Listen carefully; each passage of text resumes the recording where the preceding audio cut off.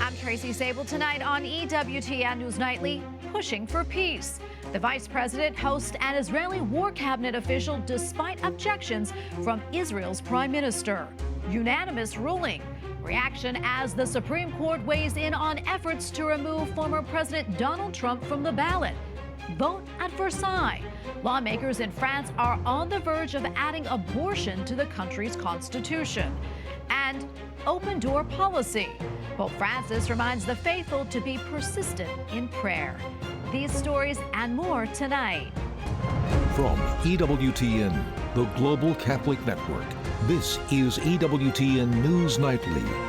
Thank you for being with us on the Feast of St. Casimir of Poland. Our top story tonight, a momentous decision by the Supreme Court and a big victory for former President Donald Trump. The justices ruled 9-0 that Trump cannot be removed from the ballot in Colorado or any other state with a similar lawsuit. It comes one day before the Super Tuesday primaries. The majority writing, "We conclude that states may disqualify persons holding or attempting to hold state office, but states have no power under the Constitution to enforce Section 3 with respect to federal offices, especially the presidency." The decision came after months of debate over whether Trump violated the insurrectionist clause in the Constitution's 14th Amendment.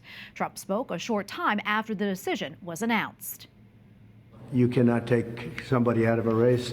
The voters can take the person out of the race very quickly, but a court shouldn't be doing that, and the Supreme Court saw that very well, and I really do believe that will be a unifying factor. And for more, let's bring in Giancarlo Canaparo, Senior Legal Fellow at the Edwin Meese III Center for Legal and Judicial Studies. Giancarlo, good to be with you today. So explain to us the significance of today's Supreme Court decision and what this means. Yeah, sure. This is a 9-0 unanimous decision by the Supreme Court, which says Trump cannot be removed. In fact, nobody can remove Trump or any president under the 14th Amendment except Congress through appropriate legislation, which is the language of Section 5 of the 14th Amendment. What this means is that the Colorado effort to keep Trump off the ballot is dead, the Maine effort to keep Trump off the ballot is dead, and the recent Illinois judicial decision keeping Trump off the ballot is dead. Nobody can do this. To do so is a massive disenfranchisement of millions of Americans, and not one justice was going to support that. Giancarlo, what are some of the key takeaways from this decision as you see it? Yeah, well, one of the things that this decision should be is a wake-up call to a lot of people on the left who think that it is appropriate to disenfranchise millions of their fellow countrymen and to tear up the Constitution to kick off a president that they don't like. If not a single justice of the Supreme Court could support that, you need to wake up and think about whether or not, your anger at a particular presidential candidate has made you unhinged. But those efforts are done and gone. Trump will appear on the ballots, and the voters will rightly get to decide.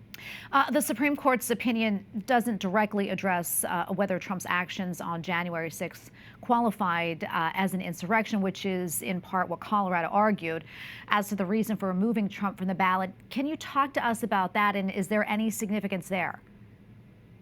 Right. What the Supreme Court held is that that is a question only for Congress. Section 5 of the 14th Amendment gives Congress and Congress alone the ability to enforce that. And so if Congress wants to do that, Congress needs to enact legislation in advance of those kinds of things to define insurrections, to punish insurrections, and Congress hasn't done that. Congress doesn't appear to be willing to do that. So it's just not a question for judges to decide, and certainly not a question for state officials to decide when the ramifications are the disenfranchisement of tens of millions of Americans. Yeah, and the court said that it would hear arguments in a case that seeks to answer whether Trump enjoys broad immunity for his actions on January 6th. Does today's case, does it provide, any insight into how justices may view Trump's immunity claim? Unfortunately not. The immunity claim represents a very different area of law. We actually haven't had a decision on these cases, on these questions of law since the Nixon administration. The answers that the court gave all those years ago weren't really satisfying, weren't really complete. So that's going to be a different issue, and see what happens. All right, we're going to leave right there. Giancarlo, thank you so much for weighing in. Appreciate your insights. My pleasure.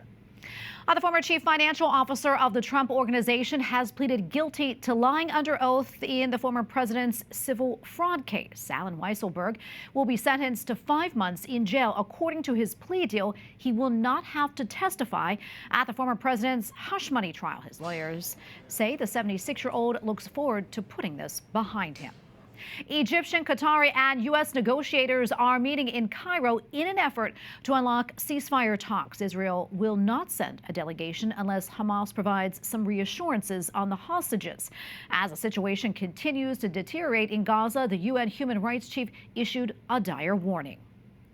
The war in Gaza has already generated dangerous spillover in neighboring countries, and I'm deeply concerned that in this powder keg, any spark could lead to a much broader conflagration. This would have implications for every country in the Middle East and many beyond it. A United Nations envoy says there are reasonable grounds to believe Hamas committed rape and sexualized torture during its October 7th attack in southern Israel. In a report released today, the envoy also said that there is, quote, clear and convincing information that some hostages have been subjected to sexualized violence. Vice President Kamala Harris makes an urgent plea for a ceasefire in the Mideast. She met today with a top member of Israel's wartime cabinet to discuss the crisis overseas. White House correspondent Owen Jensen reports. Today, Vice President Kamala Harris met with Benny Gantz. And earlier, the vice president told reporters there is a window of time right now where a hostage deal can get done. Benny Gantz visiting Washington in defiance of his Israeli political rival, Prime Minister Benjamin Netanyahu, meeting with Vice President Kamala Harris, who today, before their meeting, told reporters what's at stake. The president and I have been aligned and consistent from the very beginning. Israel has a right to defend itself. Far too many Palestinian civilians, innocent civilians have been killed. We need to get more aid in. We need to get the hostages out. And that remains our position. Just a day earlier, Harris called for an immediate ceasefire. Hamas needs to agree to that deal. Let's get a ceasefire. Let's reunite the hostages with their families. And let's provide immediate relief to the people of Gaza. And at the Vatican, Pope Francis joins calls for a ceasefire. So on Sunday yesterday, Pope Francis, he called for an immediate ceasefire in Gaza so the hostages can be freed and civilians can get aid. He said, quote, enough, please stop. Does the State Department believe that the Pope's urgent plea can help secure a ceasefire in Gaza? So we believe there ought to be an immediate ceasefire in Gaza that brings the hostages out, that alleviates the suffering of the Palestinian people, and that's what we're advocating for. There is a deal on the table that would deliver all of those things. Hamas just needs to accept it. The U.S., Qatar, and Egypt have been trying for weeks to broker a ceasefire between Israel and Hamas. Tens of thousands have died in the ongoing fighting. Meanwhile, the U.S. has begun a series of airdrops of aid into Gaza. The first drop on Saturday included about 38,000 meals. Our goal is clear: to establish a comprehensive aid strategy that includes air, land, and sea routes to maximize the flow of humanitarian aid into Gaza and ensure that aid is distributed to everyone in Gaza who needs it. And tonight, President Biden, who is currently at Camp David, returns here tomorrow. At the White House, Owen Jensen, EWTN News Nightly. The House and Senate leaders released the negotiated text of 6 bills. If passed, they would fund governmental agencies until October. The bills include budget cuts. They do not have provisions favored by House conservatives. House Speaker Mike Johnson released a statement saying Republicans secured budget cuts, but conservative lawmakers are already protesting the amount of spending. They're also calling out the lack of restrictions on abortion funds and government mandates for LGBTQ rights and diversity policy. Those bills are expected to pass the House on Wednesday and the Senate later in the week. The World Health Organization is rushing to finalize a new agreement to prevent and combat future pandemics. But several lawmakers say the U.S. should not be a part of this new accord. They say that the WHO is infringing on the rights of American taxpayers. They add most of the input is coming directly from China. Capitol Hill correspondent Eric Rosales explains. Good evening, Tracy. The World Health Organization has spent months working to create the world's first pandemic treaty. It's designed to help countries prepare for Disease X. That's the name of the next global outbreak. The WHO's Director General says countries banding together to prepare is essential. That agreement can help us to prepare for the future in a better way, because this is about a common enemy. And without a shared response, starting from the preparedness, we will face the same problem as COVID. But Republican lawmakers and others warn the treaty is an international power grab orchestrated by China. Pro-Life Caucus co-chair Congressman Chris Smith believes U.S. tax dollars would be going towards abortions. Abortion has been included in the WHO documents as essential health services. Article 6 of the agreement calls for the continuing provision of essential health services, which includes abortion on demand. There is absolutely no ambiguity here. But it would suggest that people are on the same plane with planets and animals, whereas we could see WHO declaring a pandemic over climate change, elevating the planet above people. The treaty will also require digital IDs to see if people are sick or even vaccinated, a sort of tracking system. Access health care, travel, have a bank account, shop online, pay your taxes, vote. Basically, these digital IDs, once installed, are going to control every aspect of everybody's life. The World Health Organization is really overstepping their boundary. Without a doubt, this is a very, very serious misuse of authority. It's all being done in a way that does not give governments, including the United States government, the ability, if it's passed, to really have a say. The final text of the treaty is likely to be presented in late May. Now, some lawmakers question whether the Biden administration will submit the treaty to the Senate for ratification or enact it through executive order. The House recently passed an appropriations bill that would defund the WHO completely. At the Capitol, Eric Rosales, EWTN News Nightly. Haiti is in a 72-hour state of emergency after a massive jailbreak in Port-au-Prince. Armed gang members stormed two prisons, releasing nearly 4,000 inmates. At least 12 people were killed. Leaders of the insurrection say their goal is to force the resignation of Prime Minister who was traveling abroad at the time. The U.S. Embassy in Port-au-Prince is telling Americans to leave as soon as possible. Haiti is a majority Catholic country. And we have a lot more still to come here on EWTN News Nightly, including dangerous development, how one European country has enshrined abortion in the Constitution. And the Holy Father explains the difference between going to the store and going to Mass.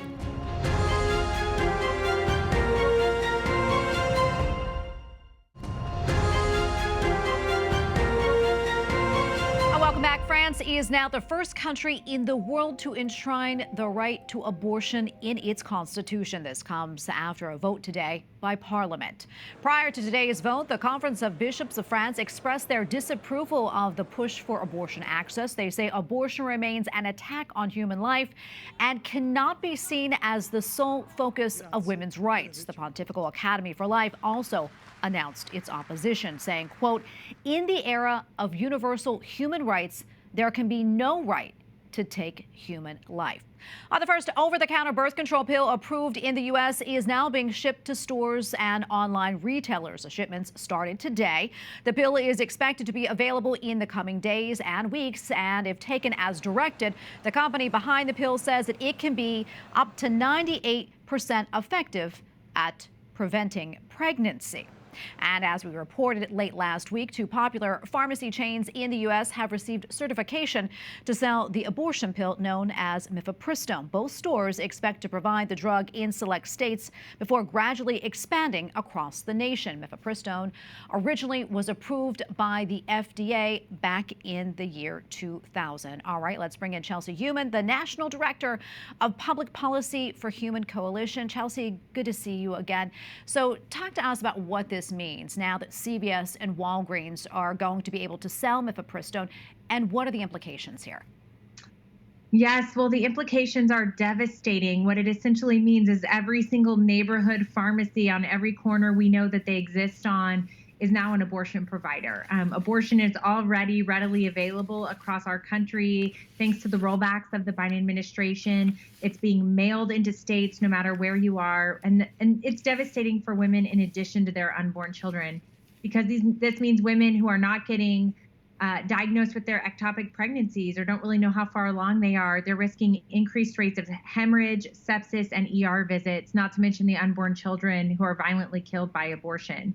So this is, in fact, really devastating news. Yeah, and on Friday, President Biden released a statement on the major pharmacies becoming certified to dispense Mifepristone, stating in part, quote, "Today is an important milestone in ensuring access to Mifepristone, a drug that has been approved by the Food and Drug Administration as safe and effective for more than 20 years. He went on to say, "I encourage all pharmacies that want to pursue this option to seek certification." Chelsea, your thoughts on the president's statement, especially regarding the abortion pill being safe and effective? Yes, well, the FDA is always touting that, although we know that they don't even measure the safety and effectiveness of the drug. They only measure when women die because of the drug. We at Human Coalition, we're serving pregnant women seeking abortion nationwide every single day, and we're hearing their stories. We're having women show up with pills in hand who are ectopic and at risk of losing their fallopian tubes. We've had clients lose their fallopian tubes from the pill. You know, we all know Tylenol doesn't cause hemorrhage. Tylenol doesn't cause sepsis. These are dangerous drugs, not to mention the fact that they end a living human child's life every single time by starving it to death. So the pill is something that is before the Supreme Court, that safety and effectiveness you're mentioning. We're arguing in our amicus brief to the Supreme Court, as is the entire movement, that these pills are dangerous, not only for children, but for women. And instead of being reckless with these women's lives and health care, they deserve the utmost care and to know what really is going to happen to their bodies and their children. Yeah, and Chelsea, let's talk about that. At the end of this month, on March the 26th, the Supreme Court is set to hear oral arguments in this case. Talk to us a little bit more about that. Remind us of this case. Yes, this case is challenging the FDA's reckless removal of all basic safety protocols for the abortion pill without testing whether or not it was going to be safe to do so. They've removed all in-person dispensing requirements, meaning that women can go online or their abusive partners, order the abortion pill without ever seeing a doctor in person, and have their abortions all alone in their home. There's no follow-up care. There's no sonograms. They may not know how far along they are. And we're already seeing that human traffickers and domestic violent partners are poisoning their partners and women's meals. They're poisoning their water with this. You're seeing it in the news pop up. And we argue just that before the court. When you abandon all in-person safety mechanisms for women, you're abandoning women. And that's what the FDA has done. Chelsea, almost out of time, but quickly, final thoughts. My final thoughts are just to be in prayer and to not be afraid to boycott Walgreens and CVS. Call them, let them know that they cannot become a neighborhood abortion pill dispenser in every single neighborhood across America. It's reckless and it's dangerous for unborn children and women alike. Chelsea, thank you so much for weighing in. We appreciate it. God bless you. Thank you. God bless you too. Up next on EWTN News Nightly, class in session. Why Florida is seeing a surge of enrollment in Catholic schools. Plus, Pope Francis tells the faithful about seeking God's help.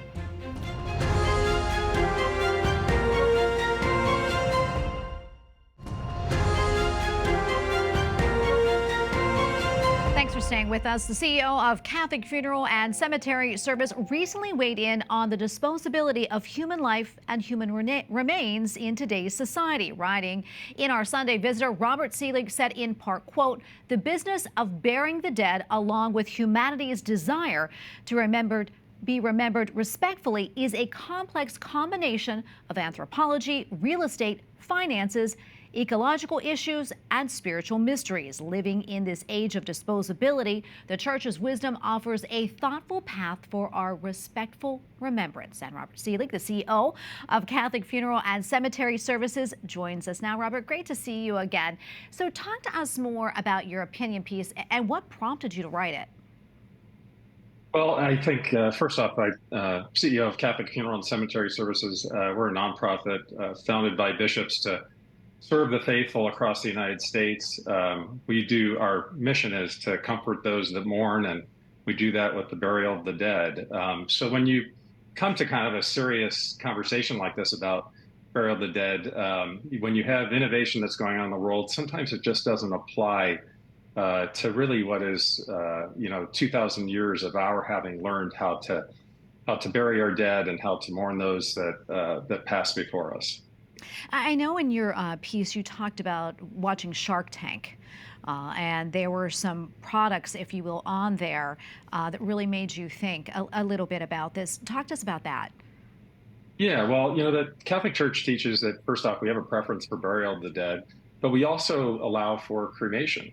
And so we have a liturgy for that. But then when companies have taken the opportunity to say, let's divide the remains, or let's take the remains and compress them into a diamond so you can have a keepsake, we go from kind of the sacred and the reverent to a moment where all of a sudden we're making jewelry. And while those keepsakes might have some emotional connection for us, they also can kind of hold us back from actually letting go and honoring and remembering those that have passed before us. Yeah, and I want to talk about also, remind us what the church says about cremation and also how we as Catholics should handle it. Yeah, so the church teaches that cremation is an acceptable form of disposition of the remains. And just as the body would be the sacred temple that we, the Holy Spirit, we're born into life, when we're cremated, that's another option. And we like to have the remains go through the same liturgy, if possible, with having the body present in the funeral mass, the cremation to occur after, and then the placement of remains in a Catholic cemetery or a cemetery where it can be blessed by a priest. Robert, where do you think these ideas are coming from to say make someone's loved one into a diamond or a stone or some other product like that? And where do you see this going? Yeah, well, I think, if you think about the fact that cremation was really a change in technology, it's been around for, hundreds of years, but really only popular in the last 30 to 50 years. So this is just another step forward of saying, what can we do to improve or create a business cycle?